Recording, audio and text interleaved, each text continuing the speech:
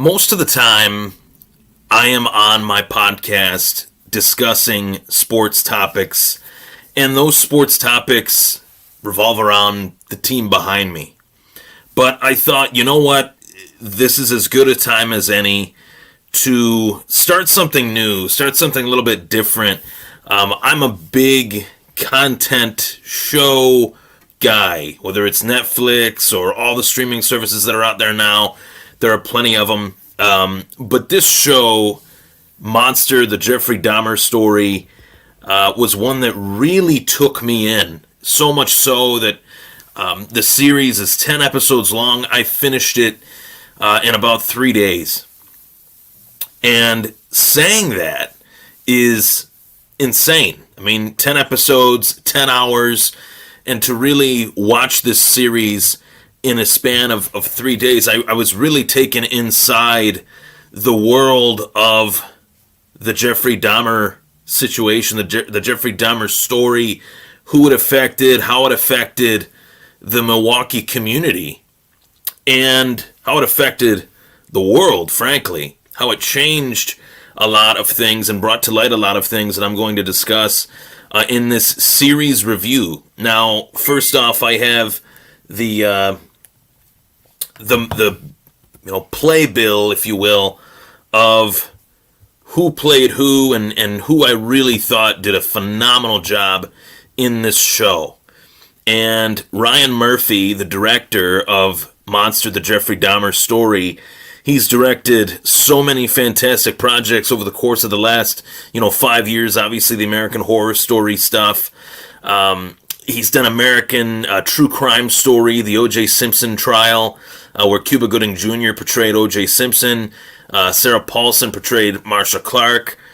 And I loved that series. I think it was a really well done series, despite the jokes I made at the time of David Schwimmer playing Robert Kardashian and things of that nature. As I move my mic out of the way here, I'm going to move this a little bit closer to me. So, Evan Peters portraying Jeffrey Dahmer, and Evan Peters is an avid, I wouldn't say, shall I say, a common actor in Ryan Murphy's projects. He's been in a lot of the American Horror Story stuff, which is, I've seen a few seasons of that, but there's been so many now that I've honestly lost track. But I do remember Evan Peters from a mixed martial arts movie back in the day called Never Back Down. And he was like the best friend in that movie, kind of the dopey, super smart MMA fan, best friend, but he wasn't tough, and he was getting his butt kicked by a bunch of bullies and stuff like that. And man, as this kid's career evolved, he's a few years older than me. He's 34, 35 now. Never Back Down came out in 2008. So that was some time ago. He was, a young actor, just, making his rounds. And eventually he caught the attention of Ryan Murphy. And Ryan Murphy has gone back to the Evan Peters well for the majority of his projects. And I think this is the first one where you actually see Evan Peters come into this next level of acting, this next level of portrayal in terms of portraying a character that is probably, if you want to rank it in this way, probably one of the most evil people to ever, walk the face of the earth. Easily one of the most disturbing cases of a serial killer over the course of the 10 years in which he did what he did.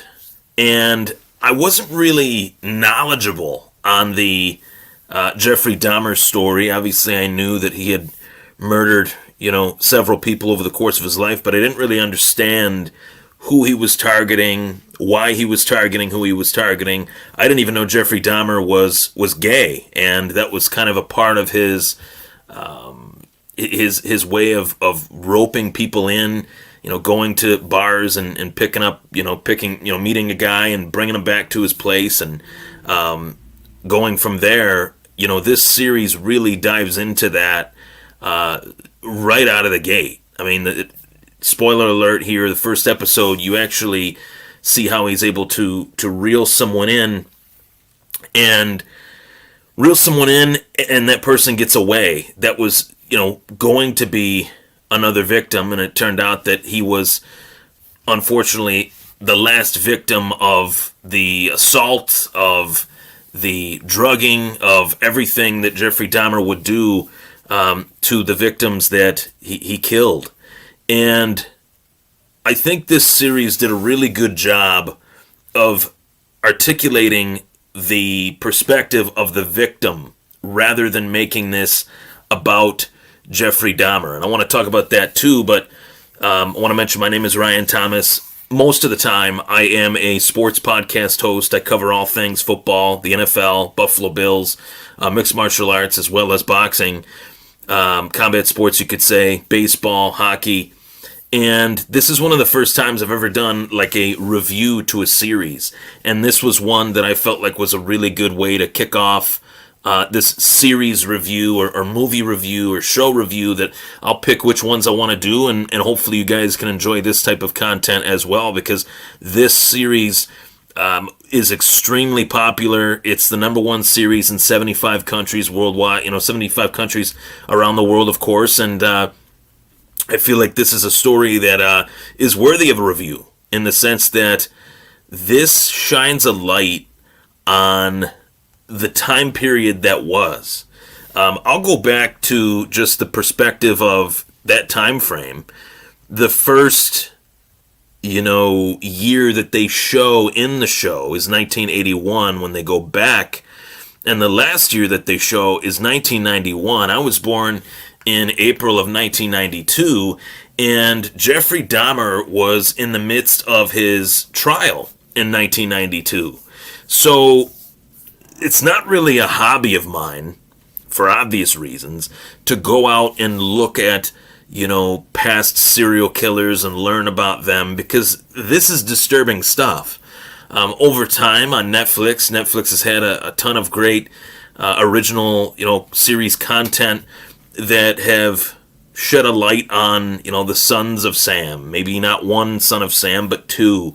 There's interesting, suspenseful documentaries that I've watched in the past, like the haunting at the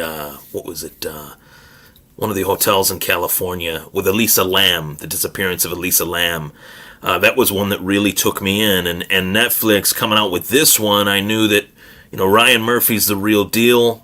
He's put together a lot of really great projects over the years, and this one was going to be one that was going to capture my attention because of the actors that are in it, the actresses that are in it, and how I do feel like I wanted to learn more about Jeffrey Dahmer and that time frame, and how things could have been easily prevented.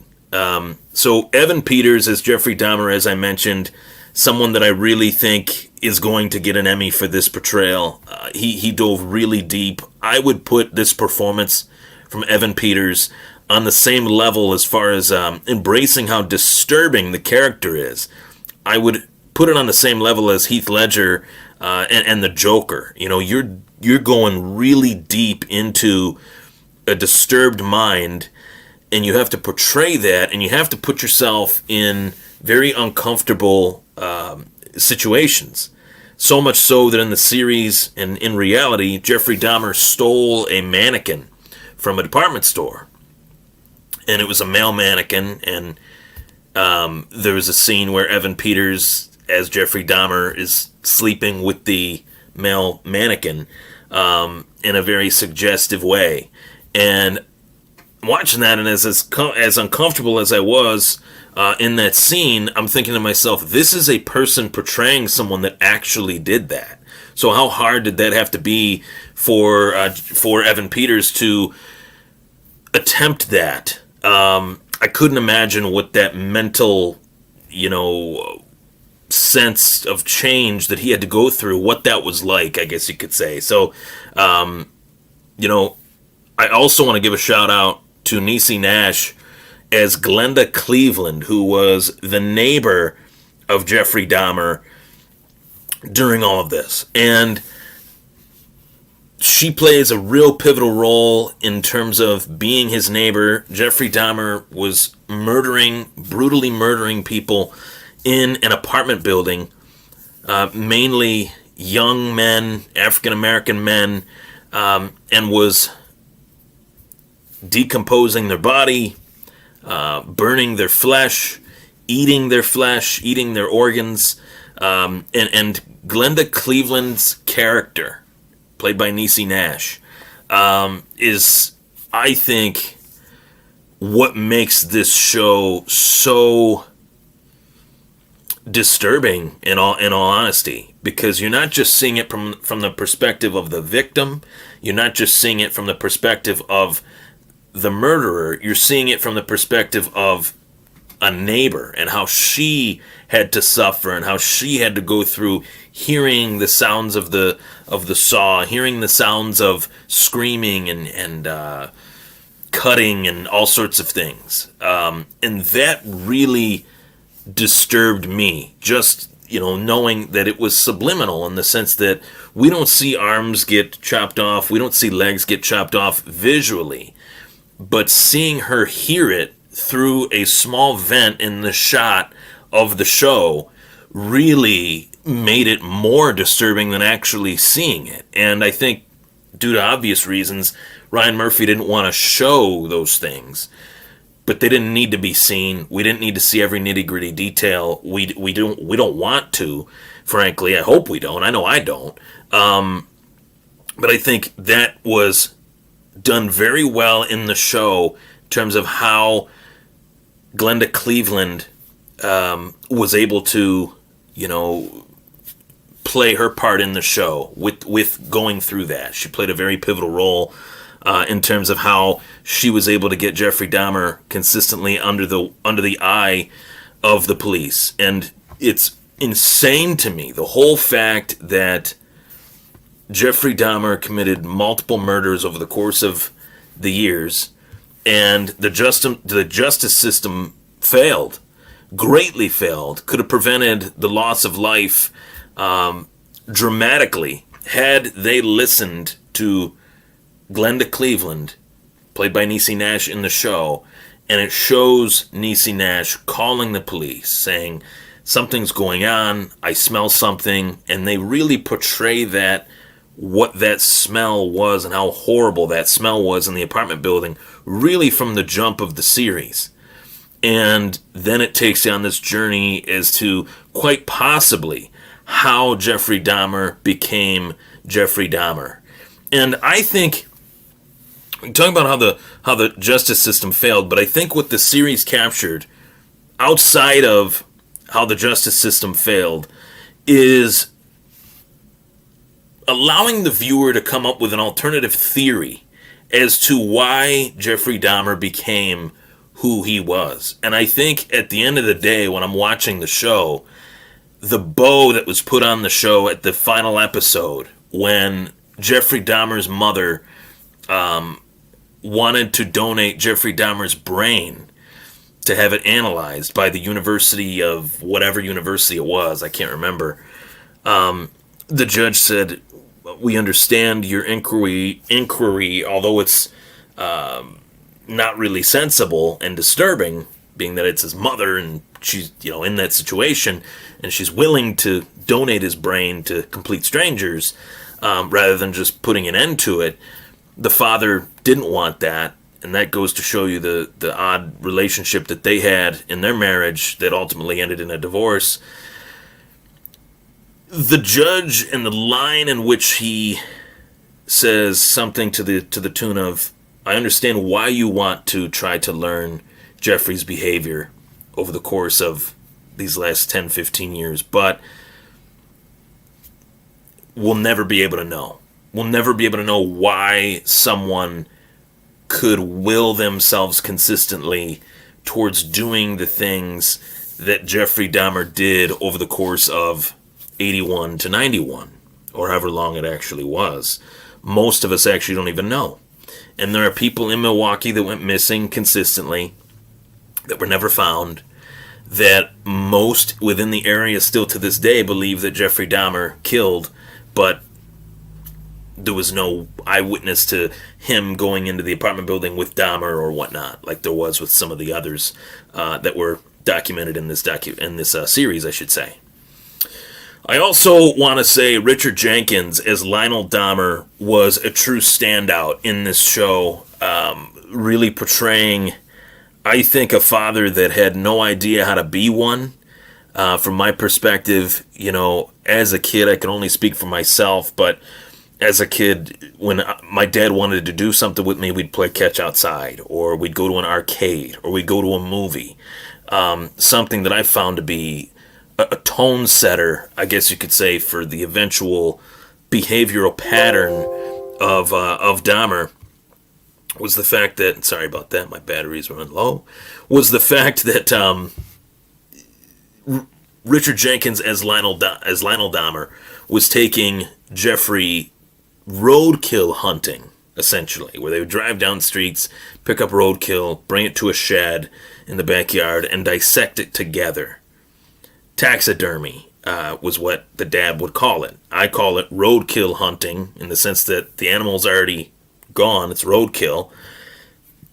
They're picking it up off the road and dissecting it. And to me, I'm thinking to myself, that is very odd, that is very strange. I don't know why a father would do that with their son. I don't see how that was a conducive hobby for a child, let alone to consistently do as a man. You could see why that would just be strange. And it started Jeffrey Dahmer's fascination with the human body structure and how an animal's structured, how a human could possibly be structured. His fascination with organs and things like that took a very dark turn. And I think that that's due to the impression that dissecting animals at a young age with his dad, I think that was put on him by doing those things with his dad, I should say. So I thought Richard Jenkins played a really good part, did a really good job. Richard Jenkins is the father also in Step Brothers, so that was the first thing I thought of when I saw him. He's been in a lot of great stuff over the years and deserves a lot of credit for his portrayal as Lionel Dahmer, who I do feel was a huge reason as to why Jeffrey Dahmer became who he was, as well as his mother, as well as Jeffrey Dahmer's mother, who her name's not coming to me now, but definitely the parenting of Jeffrey Dahmer failed him. But I think that in life, that is largely an excuse by those that make mistakes, that, oh, my mom or my dad weren't really quite there for me in the way that they needed to be and all that stuff. And I think that's a load of crap to an extent. I think eventually as you get beyond 18, 19, 20 and you start to make your own decisions, those decisions are your decisions. And the decisions that Jeffrey Dahmer made over the course of his life were the worst decisions I think anyone has ever made. I sit here, I should say, in this review and say that Jeffrey Dahmer was one of the worst people on the face of the earth, and more likely than not, probably should have been put to death, due to the fact that ultimately what happened to Dahmer was that he was an inmate, he was sentenced to 957 years in prison, and was killed in prison by a fellow murderer who found out what Dahmer did, found out that Dahmer hurt children, and that murderer said that he was told from God that he wanted to kill him. And that's what the murderer said, who is still in prison to this day. So I think obviously he was life in prison, and he wasn't getting out, but he had an extended life sentence due to murdering not just Dahmer but another prisoner as well. And I think this show, going back to what I think is a worthy discussion, the justice system failed greatly in this instance, in this time. I wonder now these things wouldn't really quite be possible in today's day and age. I would hope not. Just based on the justice system and how, not just based on the justice system, but based on someone being able to get away with something like this. I would hope that that's not achievable in today's day and age. But how the justice system failed, they did not take the word of a African American woman as valid. They took the word of a young white male who was with another young Filipino child who was 14 years old, and the 14-year-old child was hurt, was damaged, and the 14-year-old child ultimately succumbed to the injuries that Jeffrey Dahmer put on him. And that wouldn't have happened had the police that shown up, took the child away from Dahmer, put Dahmer in a cop car, and plenty of other lives would have been saved as well. The series captured the essence of Dahmer's evil, and Evan Peters deserves a lot of credit, and I hope Evan Peters actually takes some time off after this show, because this was a disturbing show, albeit a great show in the sense that it was very entertaining. It shined a light that needed to be shined upon, and it's a real shame that in the aftermath of all of this, there was never a tribute made for the victims of Jeffrey Dahmer that were profiled in this series. It's a real shame. Glenda Cleveland fought for it for a very long time until the fighting was done, and she needed and wanted to move on with her life. And it's a real shame that her fighting for the victims and being honored with a memorial at the old site of the Oxford apartment building that was eventually torn down was for nothing. You know, she didn't get that, and it's a real shame. Jeffrey Dahmer Monster, the Jeffrey Dahmer series review from Ryan Thomas. I really appreciate you guys tuning into this. I'm going to be doing a few of these here and there. If there's a series that I like and I watch it, I'll put a review out, let you guys know what I think of it. But I'm going to go with, let's just do 1 out of 10. I'm going to go with an 8 out of 10. And I say an 8 out of 10 in the sense that